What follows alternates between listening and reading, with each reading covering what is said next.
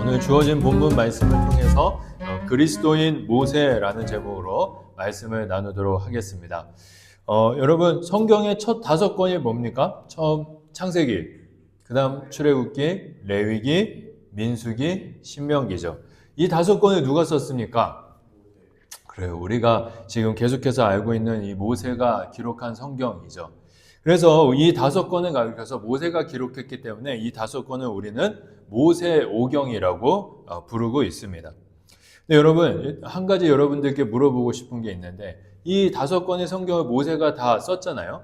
다 열심히 정말 피땀 흘려서 이 성경을 기록했을 것입니다. 이러한 모세에게 있어서 이 5권 중 그의 마음 가운데 이 성경은 정말 나에게 특별하다라고 생각되는 특별한 말씀이 있다고 한다면 모세에게는 어떤 성경일까요? 여러분 한번 생각해 보시기 바랍니다. 하나님의 천지 창조를 기록한 창세기일까요? 그럴 수도 있죠. 아니면 우리가 정말 지루해하는 레위기, 의외로 하나님을 예배하는 법이 기록되어 있으니까 그 말씀이 모세에게 가장 의미가 있었을까요?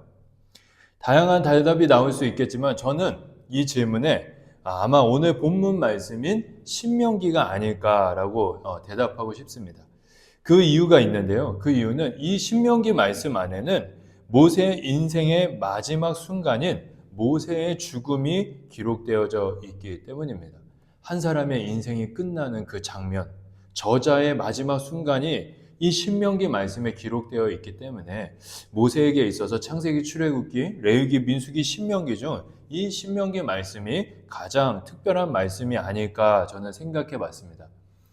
여러분, 이 오늘 본문 말씀에 보면 모세의 죽음이 기록되어 있는데요. 이 모세의 죽음에는 엄청난 영적으로 깊은 의미가 담겨져 있습니다. 그 중에서 우리가 꼭 놓치지 말아야 되는 한 가지 의미가 있는데요. 그것은 무엇이냐면 그리스도인의 정체성입니다. 모세가 이 땅을 떠나는 이 장면 가운데 예수님을 구주로 고백하는 그리스도인들이 어떤 사람인지 그리스도인의 정체성이 담겨져 있다라는 것이죠. 그래서 오늘은 이 모세의 죽음을 살펴보면서 예수님을 믿는 그리스도인, 우리 그리스도인들이 이 땅을 어떤 모습으로 가지고 살아가야 되는지 그리스도인의 정체성에 대해서 한번 생각해 보도록 하겠습니다. 바라기는 한 해를 마무리하면서 우리가 어떤 사람인지, 예수님을 구주로 고백하는 나라는 사람이 이 땅을 어떻게 살아가야 하는지 오늘 말씀을 통해서 깨닫고 또 그것을 삶 가운데 우리가 살아내는 우리 모든 청년들의 삶이 되기를 예수님의 이름으로 축복합니다. 오늘 본문 말씀은 어떤 때이냐면 이스라엘 백성들이 이미 약속의 땅을 절반 가까이 정복한 이후의 일입니다. 요단강을 중심으로 해서 이스라엘 백성들은 서쪽 땅을 이미 가나안의 서쪽 땅을 정복했죠. 그리고 나서 이제 요단강을 건너서 나머지 약속의 땅인 가나안 동쪽을 이제 가나안 땅을 정복해야 되는 그 시점에 있었는데요. 이 중요한 시점에 하나님께서는 비스가 산이라는 그 산 꼭대기로 모세를 인도하십니다. 하나님의 인도를 따라 모세가 산 꼭대기에 섰는데요. 그때 산 꼭대기에 선 모세가 요단강 넘어 있는 그 약속의 땅인 가나안 땅을 바라보았어요. 그때 그가 바라보았던 풍경은 아마 이런 풍경이었을 것입니다. 이게 실제로 비스가 산이라는 그 산 꼭대기에서 바라본 요단강 동편에 있는 가나안의 모습이라고 해요. 굉장히 황무지 같지만 하나님께서 약속한 땅이었죠. 이 땅을 이 모세가 바라보고 있을 때 모세의 마음에는 하나님께서 행하실 일들과 그에 대한 기대와 소망이 가득했을 것입니다. 왜냐하면 이미 하나님께서는 약속의 땅인 절반을 이스라엘 백성들에게 주셨기 때문이죠. 이미 주셨고 앞으로 저 땅도 자신이 바라보고 있는 그 땅도 하나님께서 주실 것을 그가 굳게 믿고 있었기 때문에 하나님이 저 땅을 우리 민족에게 주겠지라는 소망과 기대가 있었던 것이죠. 이렇게 모세가 비스가산에서 가나안 땅을 바라보면서 소망의 마음을 품고 있을 때 하나님께서 그에게 이렇게 말씀하십니다. 오늘 본문 말씀에 보니까 4절에 하나님께서 모세에게 이렇게 말씀하시는데요. 이 말씀 우리 같이 한번 읽어봅시다. 시작. 여호와께서 그에게 이르시되 이는 내가 아브라함과 이삭과 야곱에게 맹세하여 그의 후손에게 주리라 한 땅이라. 내가 내 눈으로 보게 하였거니와 너는 그리로 건너가지 못하리라. 아멘. 이 말씀에 보면 하나님께서는 모세가 기대한 대로 그 땅을 주시겠다고 말씀하시죠. 이 하나님의 말씀을 들었을 때 모세의 기쁨이 더 커졌겠죠. 참 감사하다. 그런데 그 이후에 하나님께서 뭐라고 말씀하십니까? 너의 자손들은 가나안 땅에 들어가지만 모세 너는 이 땅에 들어가지 못할 것이다 라고 하나님께서 말씀하시죠. 약간 실망스러운 이야기입니다. 아니, 굉장히 실망스러운 이야기죠. 그런데 사실 여러분, 모세는 아주 오래전에 이미 자신은 가나안 땅에 들어가지 못할 것을 알고 있었습니다. 그렇다면 그는 어떻게 하다가 가나안 땅에 들어가지 못하게 되었을까요? 그 이유를 알려면 과거에 이스라엘 백성들 가운데 있었던 하나의 사건을 우리가 살펴볼 필요가 있습니다. 그 사건은 무리바 사건이라고 부르는데요. 이때는 한참 과거예요. 지금 본문의 시점보다 한참 과거인데 이스라엘 백성들이 애굽을 탈출한 지 얼마 안 됐을 때 사막에서 광야에서 오랫동안 물을 마시지 못했습니다. 오랫동안 물을 마시지 못해 괴로웠던 이스라엘 백성들은 모세와 하나님을 향해서 불평불만을 내놓기 시작했죠. 그때 하나님께서 모세를 부르셔서 말씀하셨습니다. 이스라엘 백성들을 한 자리에 모아라. 그리고 저 반석을 향해서 명령하면 저 반석에서 물이 터져 나올 것이다 라고 말씀하십니다. 이에 모세는 순종했죠. 이스라엘 백성들을 모았습니다. 그리고 그들에게 오늘 민수기의 말씀에 보면 이렇게 이야기합니다. 그가 이스라엘 백성들에게 뭐라고 이야기하는지 우리 말씀을 같이 한번 읽어보겠습니다. 시작. 모세와 아론이 회중을 그 반석 앞에 모으고 모세가 그들에게 이르되 반역한 너희여 들으라. 우리가 너희를 위하여 이 반석에서 물을 내려 하고 모세가 그의 손을 들어 그의 지팡이로 반석을 2번 치니 물이 많이 솟아나오므로 회중과 그들의 짐승이 마시니라. 그래요. 하나님께서 말씀하신 대로 반석에서 물이 터져 나왔습니다. 근데 여기 본문 말씀에서 우리가 주목해야 될 표현이 한 가지가 있어요. 모세가 이스라엘 백성들에게 향해서 뭐라고 이야기합니까? 우리가 너희를 위하여 이 반석에서 물을 내랴라고 이야기합니다. 아무 문제 없는 이야기 같지만 사실 큰 문제가 여기에 있습니다. 어느 표현에 문제가 있는가? 우리가 라는 표현에 있습니다. 여러분, 물을 내신 것이 모세와 아론입니까? 하나님이십니까?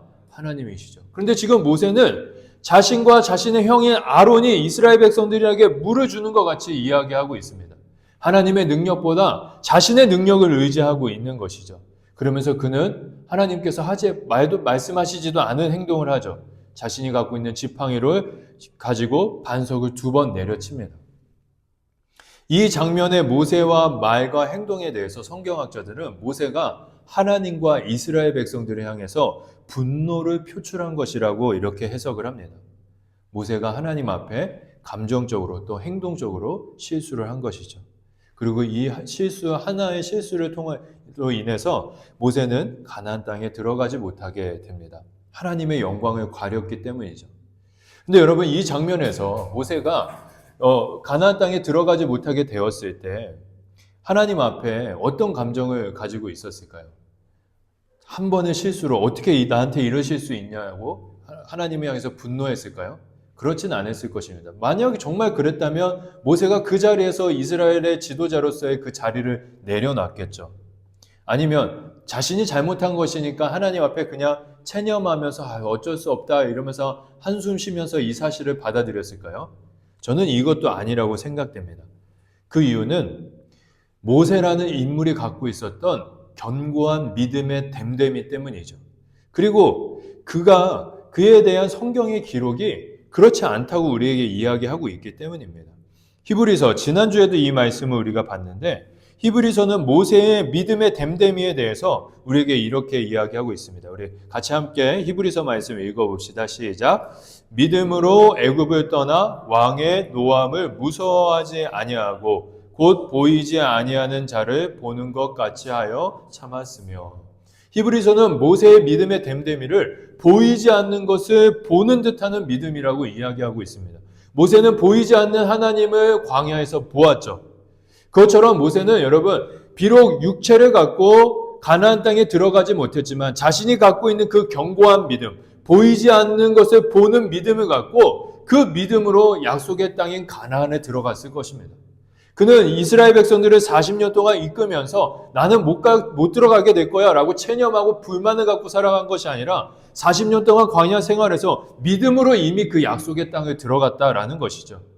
그리고 그는 믿음으로 가나안 땅에 들어갔을 뿐 아니라 그 믿음을 통해서 가나안 땅이 가리키고 있는 영원한 하나님의 나라 동안 바라보았을 것이고 그 하나님의 나라를 향하여서 전진하였을 것입니다.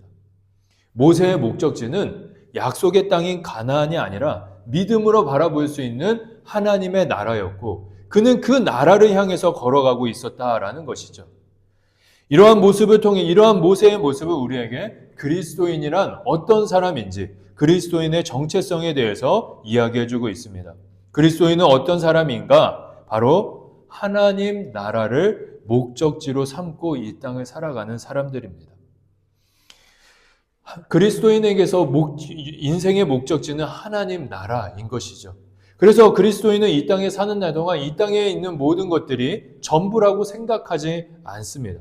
그리스도인은 유한한 이 땅에, 유한한 이 시간 속에 살고 있지만 유한함 속에서 영원한 시간과 영원한 공간을 누리며 살아가는 사람들인 것이죠. 여러분에게 있어서 삶의 목적지가 있습니까? 여러분 있으세요? 삶의 목적. 내가 인생을 살면서 꼭 여기에는 이 지점에는 도달했으면 하는 그 목적지가 있습니까? 다들 있을 거라고 생각이 돼요. 보통 하나님을 알지 못하는 사람들은 인생의 목적지를 가장 먼저는 대학에 둡니다. 설정을 하죠. 좋은 대학, 내가 가고 싶은 대학. 그 다음에는 취직하고 싶은 직장, 그리고 결혼, 내 집 마련, 노후 마련 이렇게 목적지를 조금씩 설정합니다. 근데 여러분 이것들은 많은 사람들이 목적지로 삼고 있는 대학과 취업, 결혼과 내 집 마련, 노후 마련 이것은 사실은 목적지가 아니라 우리의 우리가 인생을 살아가면서 거쳐가는 과정일 뿐이죠. 이 땅에 사는 모든 사람의 목적지는 어디입니까? 모든 사람의 목적지는 바로 영원한 하나님 나라라는 것입니다.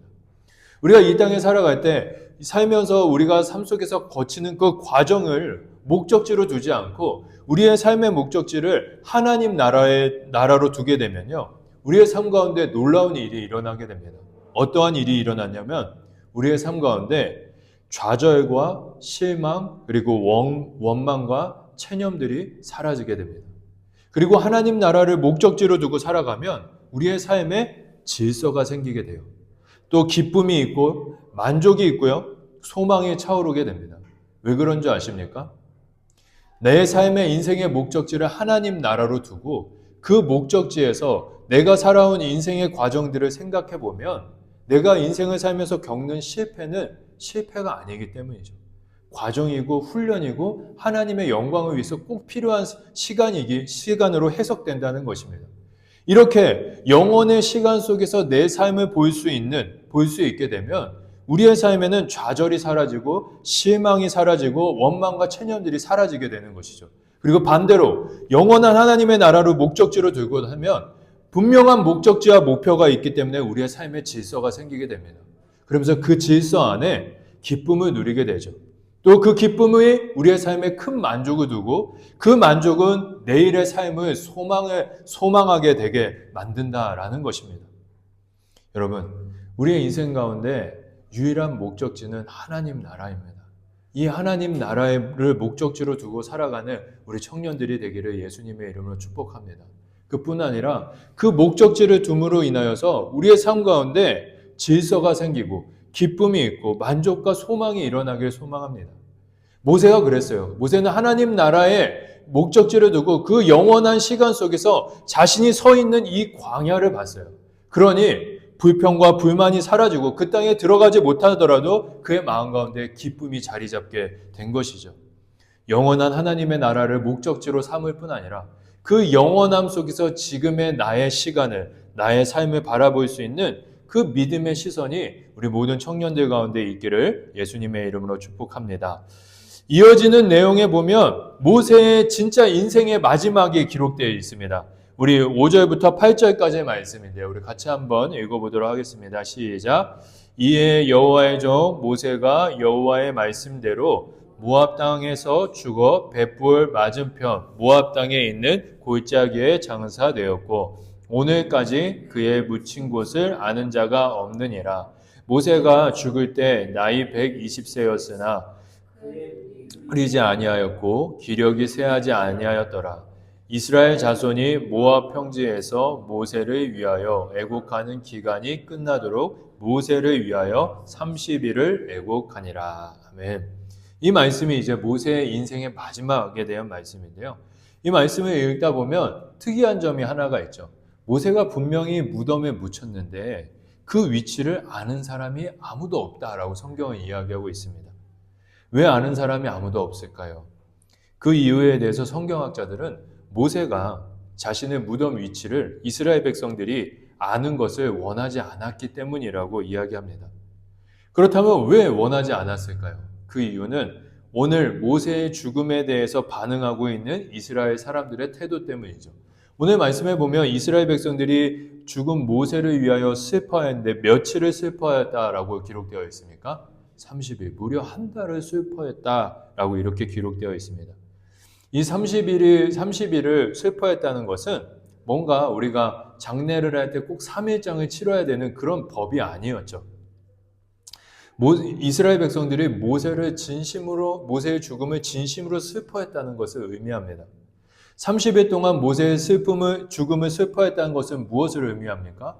그만큼 이스라엘 백성들이 모세를 사랑했고 모세에 대한 애착을 갖고 있었다라는 것입니다. 이렇게 이스라엘 백성들이 모세를 사랑했는데요.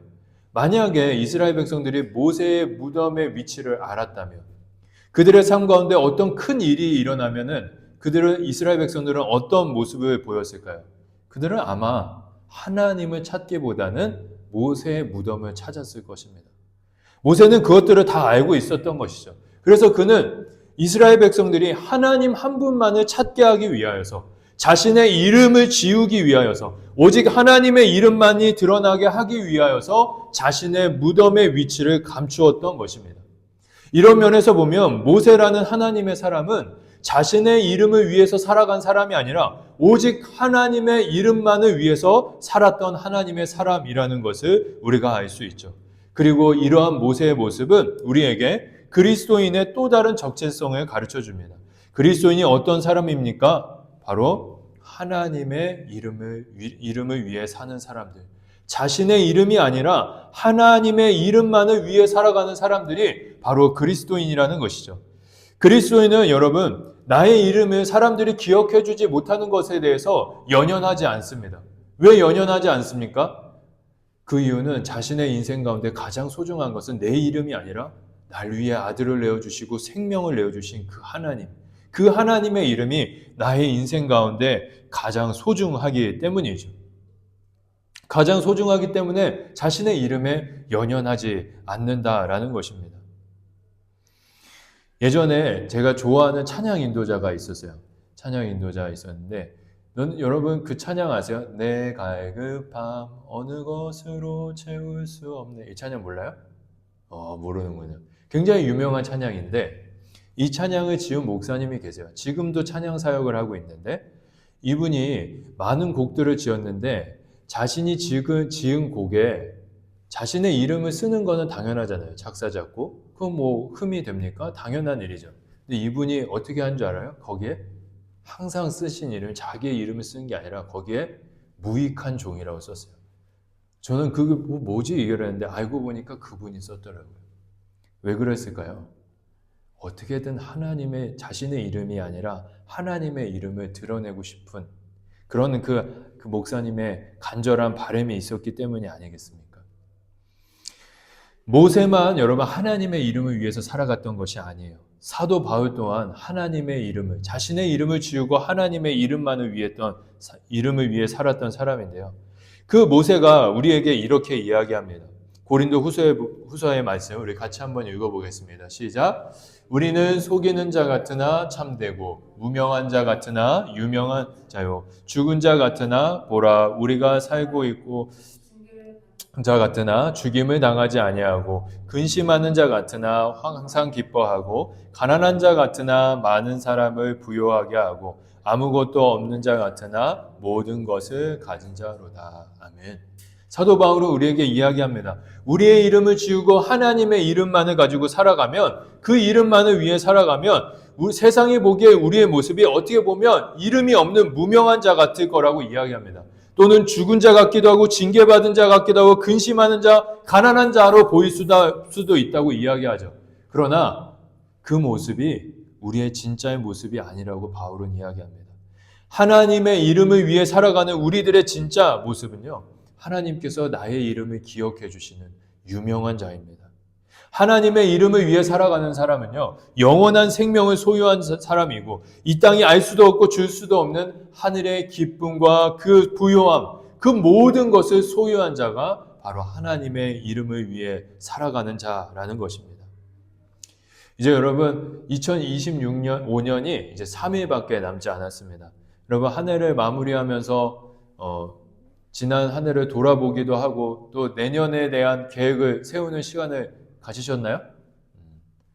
사는 게 바빠서 아직 못 가지셨다면 앞으로 3일 동안 한번 그런 시간 가져보시길 바랍니다.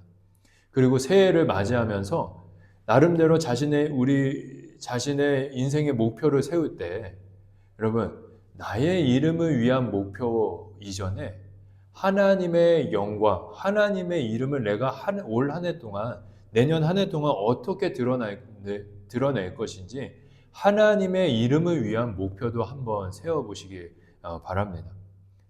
왜냐면요, 우리는 나의 이름을 위해 사는 사람이 아니라 나를 구원하신 그 하나님의 이름을 위해 사는 사람들인 것이죠. 어떤 자격증, 뭔가 또 내가 취업하고 준비해야 되는 모든 과정들, 내 자신을 개발하기 위한 그런 목표들, 그런 거 세우는 거 너무 좋습니다. 근데 그것과 함께 우리의 목표에는 꼭 하나님의 이름을 위한 목표가 있어야 한다는 것입니다. 그래서 여러분들에게 한 가지 제가 도전하고 싶은 것이 있어요. 또 이제 어차피 집에 가서 하나님의 영광을 위한 목표를 찾으라 하면 안 찾을 거잖아요. 그거 다 알고 있기 때문에 여러분들에게 도전하고 싶은 것이 있어요. 여러분 한 해를 계획할 때 여러분들의 계획 속에 이 청년부라는 이 공동체가 여러분의 우선순위에 되도록이면 상위에 있었으면 좋겠어요. 여러분들이 시간을 사용하고 친구들을 만나고 인생의 모든 것들을 준비해 나갈 때 이 청년부에서 일어나는 일들 그리고 예배 모든 사역들 그것을 여러분들의 삶의 우선순위에 한번 올 한 해 동안 두면 어떨까 싶습니다. 그것이 바로 하나님의 이름을 위해서 우리가 할 수 있는 공동체적인 열심이 아닌가. 우리가 그렇게 한 해 동안 또 새로운 한 해 동안 하나님의 이름을 위해서 이 공동체를 소중하게 여기고 이 공동체를 말씀으로 또 사랑으로서 이렇게 빚어가기 시작할 때 우리 청년부는 하나님의 이름만을 위하고 그 이름만을 위해 존재하는 아름다운 공동체가 될 수 있을 것입니다. 한 해를 여러분 마무리하고 새해를 맞이하면서 꼭 여러분들 마음 가운데 2026년 하나님의 이름을 위한 영적인 목표, 그 이름을 위한 목표가 우리 마음 가운데 있고 또 그 목표를 살아낼 수 있는 여러분들의 2026년 한 해가 되기를 소망합니다. 이제 말씀을 마치도록 하겠습니다. 제가 여러분 오늘까지 포함해서 총 모세에 대한 설교를 8편의 설교를 했습니다. 8편의 설교를 했는데 이 설교를 이제 준비하면서 제 나름대로 깨달은 것은 뭐냐면 모세라는 한 사람의 인생은 단순히 자신이 어떤 사람인지를 우리에게 이야기해 주는 것이 아니라 모세는 자신의 인생을 통해서 하나님이 어떤 분이신지 우리에게 이야기해 주고 있다는 것을 발견하게 됐습니다. 모세는 광야에서 하나님을 만났죠. 그리고 그 하나님을 만난 하나님을 우리에게 그 하나님에 대해서 이야기해 주고 있는 것입니다. 첫 번째는 역설의 하나님, 두 번째는 찾아오시는 하나님, 기다리시는 하나님, 바로의 하나님, 인도하시는 하나님, 온유하신 하나님. 모세는 자신의 인생을 통해서 하나님이 누구인지를 우리 그리스도인들에게 또 세상에 보여주고 있는 하나님의 사람이죠. 이런 면에서 보면 모세라는 이 인물은 진실한 그리스도인이라는 것을 우리가 알 수가 있습니다. 그리스도인이 어떤 사람입니까? 예수님을 따르는 사람이기도 하지만 예수님이 어떠한 분이신지 세상에 보여줄 수 있는 사람이 바로 그리스도인입니다. 이런 모세의 설교를 마무리하면서 그리스도인인 우리의 삶의 정체성을 한번 떠올려 보았으면 좋겠어요. 우리는 지금 하나님 한 분만을 드러내는 진실한 그리스도인다운 삶을 살아가고 있습니다. 여러분, 모세가 하나님 한 분만을 드러냈듯이 우리도 우리의 인생 가운데 신실하시고 우리의 인생을 향하여서 항상 선하신 마음을 갖고 계신 그 하나님 한 분만을 드러낼 수 있는 진실한 그리스도인으로 이 땅을 살아가기를 소망합니다.